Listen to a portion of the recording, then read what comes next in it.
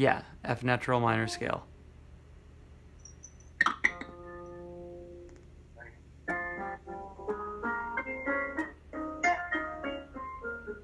Cool. Okay, so now to create any seventh chord, whether it's major, minor, or dominant, you are looking at a mode. So, okay, there are actually, in a similar way to how there were two ways of looking at the relativity of any scale to its major, there's also two ways of building a seven chord. Right.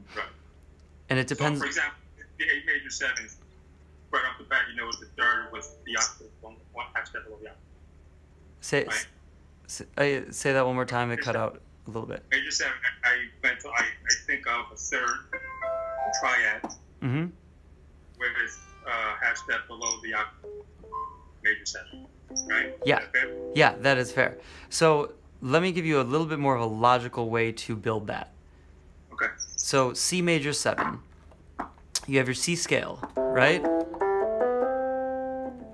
C major scale.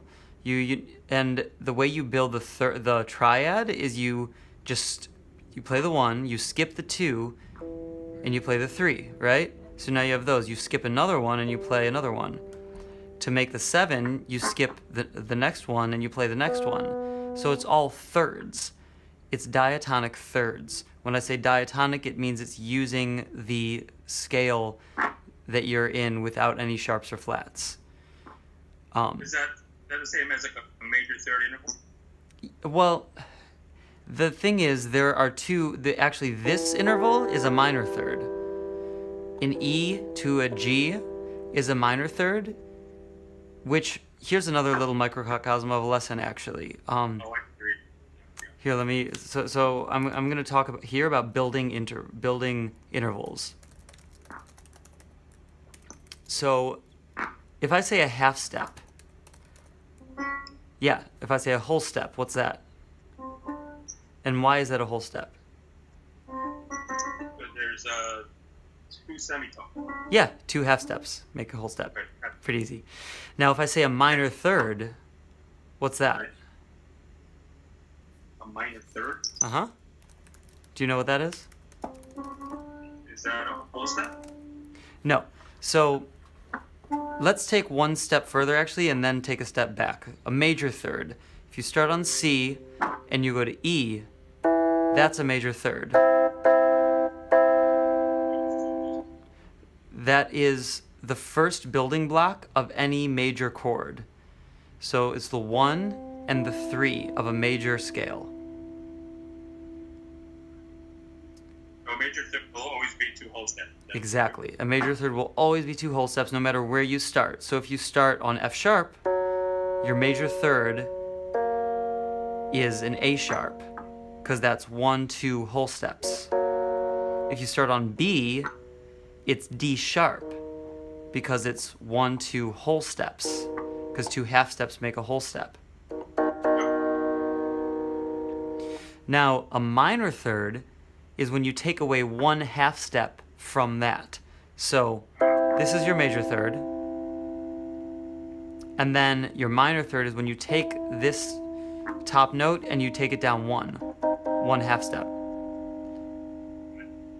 So, a minor third is essentially 3 half steps. So minor third is 3 half steps. Okay, I'm thinking a whole step and a half, but yeah. Yeah, exactly. It's all the same. It's all math. So yeah, this is a minor third. This is a minor third. This is a minor third. This is a minor third. It's all, as long as you have 3 half steps, it's always a minor third. Right. Now, when you're creating a 7 chord in the context of any scale, it's going to be comprised of a combination of major thirds and minor thirds. And those major and minor thirds will be determined by the nature of the scale. Let me give you an example. C, major. You have 1, 2, 3, 4, 5, 6, 7, 1. Right? This first third, which you skip the first diatonic step, When I say diatonic, do you know what I mean? The next note in the scale? In the scale, yeah. Disregarding halves, like flats and sharps. So the next diatonic, you skip this first diatonic step, and you go to that next one. So this is your interval. Oh, sorry, I'll make this higher. Okay? That's your interval. Now what is that? That's a major third. Exactly. Why is that a major third? Because it's 2 whole steps away from the... Did you say 2 whole steps? Yeah. Okay. Yes, because it's 2 whole steps away. Right. So, then the next one, I have to turn off notifications on my phone somehow when I'm doing these videos. The next one is, you have this is your 3, and then you skip the 4, you skip your next diatonic step, and go to the next one after that. So this is another what? What is this? Oh, I see. That's a minor third. Exactly. That's a minor third. Because it has 3 half steps instead of 4 half steps, if that makes sense. Right. Yep. Now, if you do the next diatonic skip, so you skip this note in the major scale, and then you go to the next one. First of all, what scale degree is this? What? Say that again? The 5th and 6th. This? What is this? I'm looking at your face, not the keyboard. Oh, got you. It's a B. What is a B? B, right? Yeah. Right? That you just played a G. It's a B that one. Right. So what is that in the grand scheme of this scale, of this major scale? Which number? 7. Exactly. Exactly. It's the 7. It's the 7th scale degree. So you have 1, skip the 2, 3, skip the 4, 5, skip the 6, and 7. And you're outlining the nature of this scale by using the notes that determine whether it's major or minor in the most obvious way. Now, look at this interval. What is this interval between the 5 and the 7? That's a major third. Exactly, it's a major third. But if it were a dominant 7 chord, it would be this. And now what is this? That's minor. It's a minor third, right? And this is still a minor third, but this is a major third. If it's a minor 7, you flat the 3. Now, what is this? A minor third. That's a minor third. Now, what is this? That's a major third. Exactly. This used to be a minor third, but now it's a major third. And this used to be a major third, and now it's a minor third.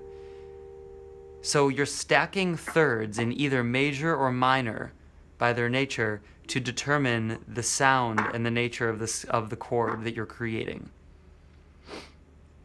And therefore building a major 7, a dominant 7, a minor 7, or we take it a step further, a diminished 7.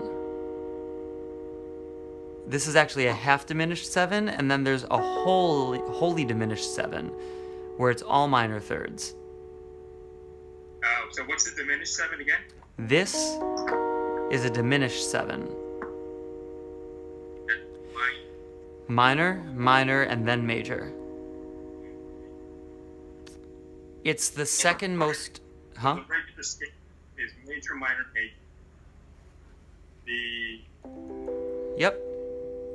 That's... is minor, major, minor. Say that again? Dominant 7 is minor, major, minor. No. Dominant starts with a major. I'm sorry, I was thinking negative. Whatchamacallit? A minor 7. I was thinking of a minor 7. Okay. Minor 7 starts with a minor, major, minor. Is that true? Yep.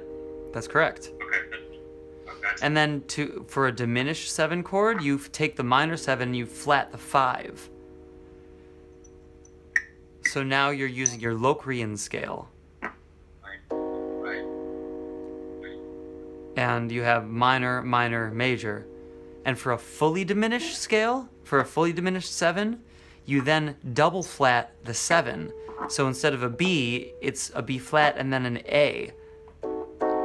And it's actually just minor, minor, and minor. It's the most unstable of all 7 chords. Minor, minor, minor. And you call that word diminished? It's diminished, yes. This is one that is used in compositional contexts to switch keys, because the nature of... Now, it gets a little complicated because the nature of how one key moves to another key is based on the tritone and the resolution of the tritone. Have we talked about that at all? No. Okay. I think I'm not going to go into that. There are two... Keys, that the further you get, like if you look